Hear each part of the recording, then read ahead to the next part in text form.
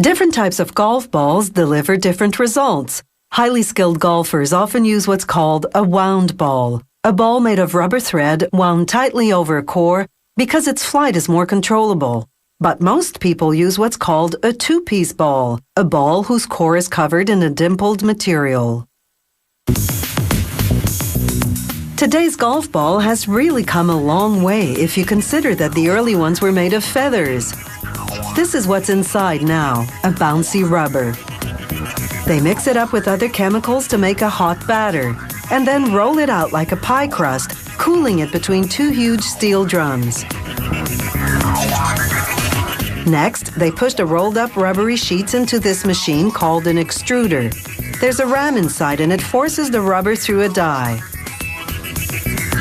This makes shapes that resemble large marshmallows called slugs. A conveyor belt sends them to a compression mold machine. Here, a worker positions the slugs in a steel mold. The slugs often vary in color depending on the type of ball being produced.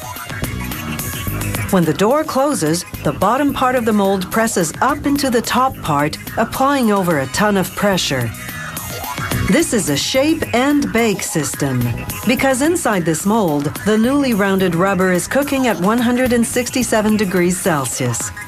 Baking it for 13 minutes hardens it.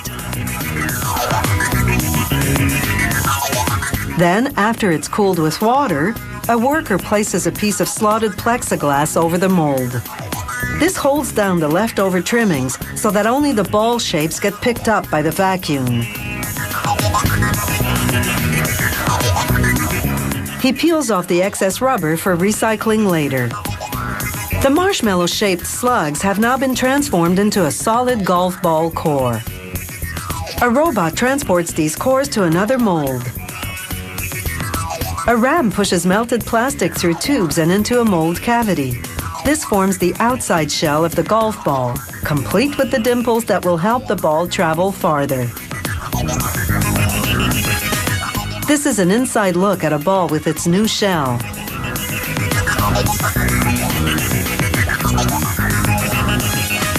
This injection molding system generates 4 dozen golf balls every minute. The new balls are on the move. They roll into a bin which funnels them to a golf ball elevator. They're on their way to get cleaned up.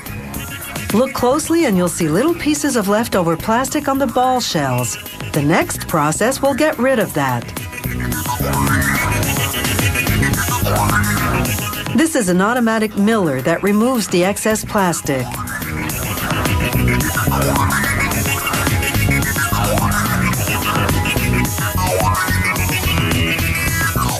This is a golf ball before milling. And here it is after the flecks of plastic have been removed. Next, robotic arms shuttle the golf balls toward a chute entry. This is a quality checkpoint. If the ball is not smooth and uniform, it won't go through this hole. Now, a wheel rolls the golf balls towards a stamping machine. Robotic arms carry silicone pads to an etched steel plate. The pads soak up ink from the etched plate and transfer it to the balls.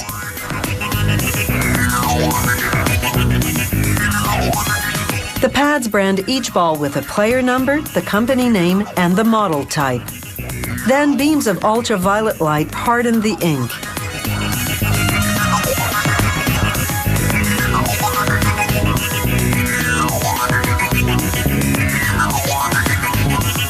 They dump the balls into a bin, but they funnel some balls over to another stamping machine. This one does custom logoing. Now that's a stamp of approval.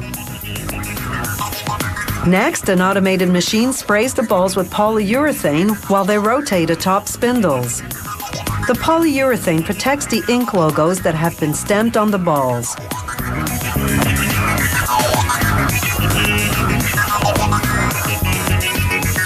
Robotic arms carry the wet golf balls to a drying rack where they cook at 66 degrees Celsius for 5 minutes.